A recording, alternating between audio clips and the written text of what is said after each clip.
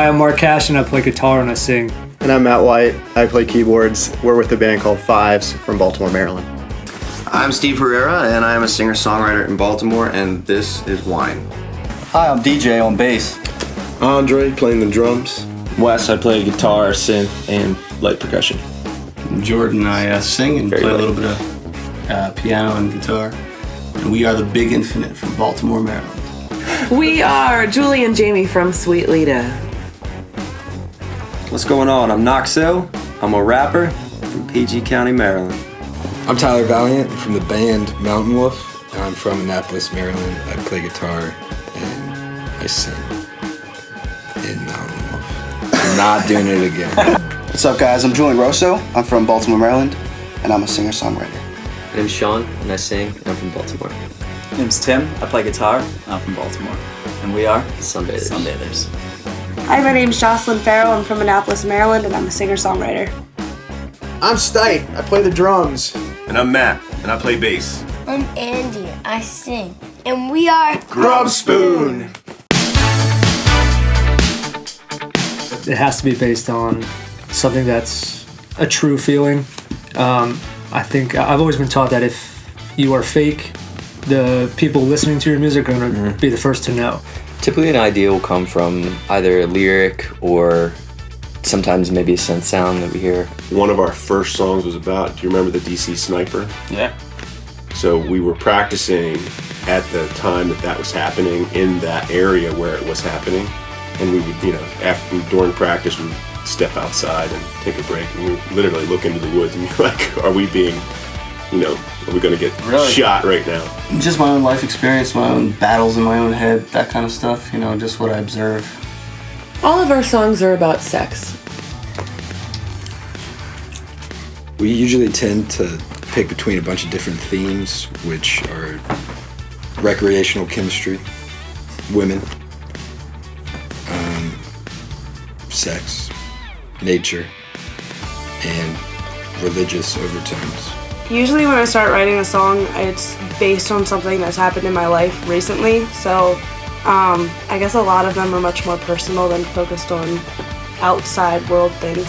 Relationships, love, life in general. Yeah. Sounds like songs. Yeah. Sounds like music.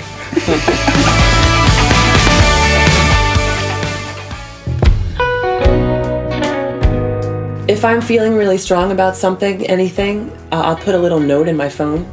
And then when we are messing with stuff at practice, sometimes something will just feel like, oh, this is like a happy song, or this is an empowering song. The first thing I do is I pick up the guitar, and I, depending on how I feel, I pick a chord progression.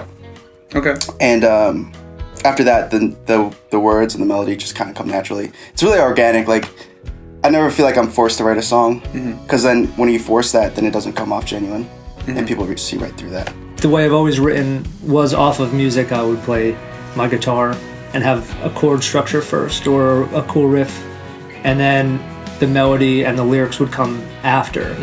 But I think I'll get a totally different song, and we did a couple songs with you guys where we had a lyric line first, or an idea first, and we wrote music around it. I think you get a different song if you write sort of backwards for me. You start just playing off of yourself. It's almost like improv in a sense, but you're improvising with yourself. Usually, yeah, I'll just be kind of like noodling on the guitar.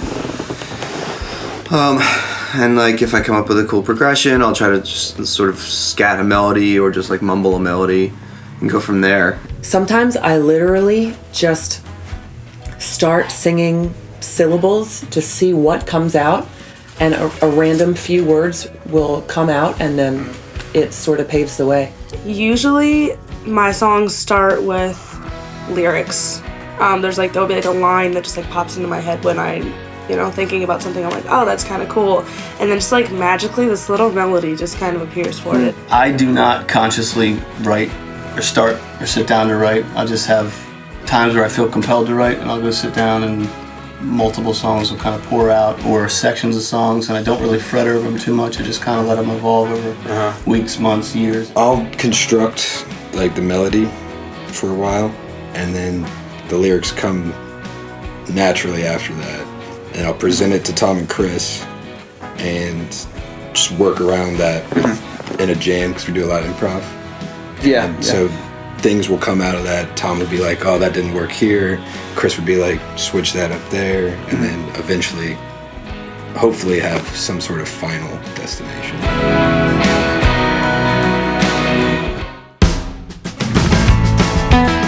When it's ready to pour out, it just kind of pours out. I've gotten better over the years at just allowing that. It's definitely like a perpetual process. Oh yeah. It's not like a stop and start thing. It's kind of like always trying to create something brand new. It's very organic with me, and it just kind of pops up when it does. Every time I pick up a guitar, which is almost every single day, probably write something pretty brand new. And if I can't remember it the next day, then I just trash it. I have times when I'm just on a creative mission and I'm writing all the time. Sure. And I'm writing daily, I'm writing hourly. And then I'll have moments when I have a total drought and I don't write for like 2-3 months. Right, yeah. And I just sort of go with the inspiration. It's never scheduled. I mean, it has to just happen. I might not write a whole song in a day, but I'll at least jot something down. When there's no agenda, that's typically when something evolves. Sometimes, we have a lot to get done at band practice, but if Omar starts playing something interesting, I mean, we can't dismiss it. We have to just go with it. I hit a point when I haven't released myself, I guess, in a while. Right. Like I haven't met therapy yet. So when that tank goes beyond, I start to get very cranky, very anxious, and I have to do something. I have to write.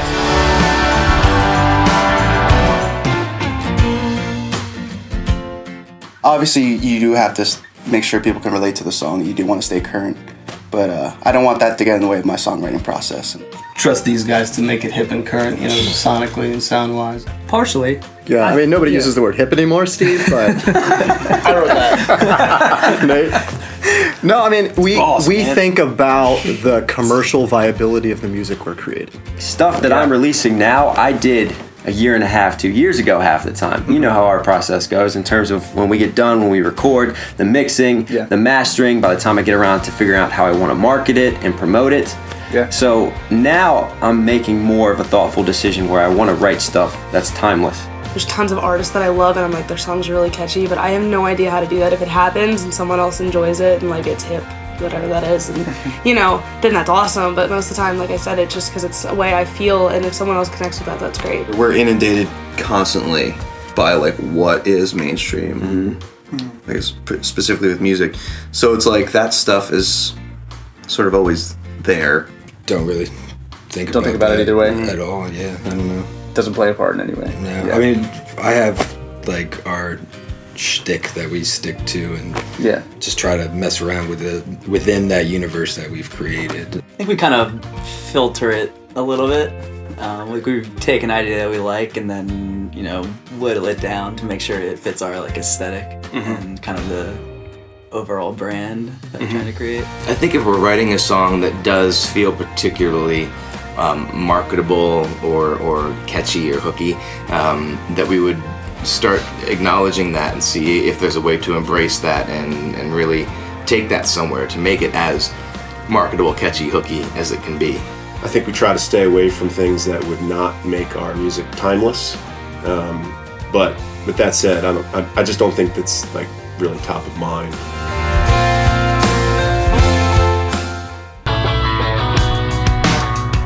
Maybe for music it'd be different, but writing lyrics, it's such a personal part of the song for me that I have a hard time relinquishing that responsibility or sort of creative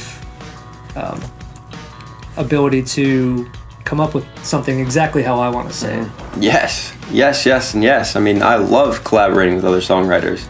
I haven't really been in many situations where that's been available. If it was, I'd love it. Yes, I would definitely like to collaborate on songs with other artists. I think there's something different that like evolves when you work with another artist, because like I write a certain way, but someone else, might be better at writing fast songs that like I'm not super great at writing, and so something else just that I would never think about writing just suddenly is like there. I can only write so much, and every songwriter is different, and I feel like I can learn more from working with other artists and other producers. And some of our lyrics have been written by my friend Tyler Sachs, who's an amazing lyricist, poet, writer in general. And so he gave me a bunch of words one time, and I figured out how to add them to my guitar riffs in a way that it made sense for me to play and sing it at the same time. Andy does a lot of the writing, and then it's kind of like, let's tweak here or there, and we do that collectively. But not outside the band.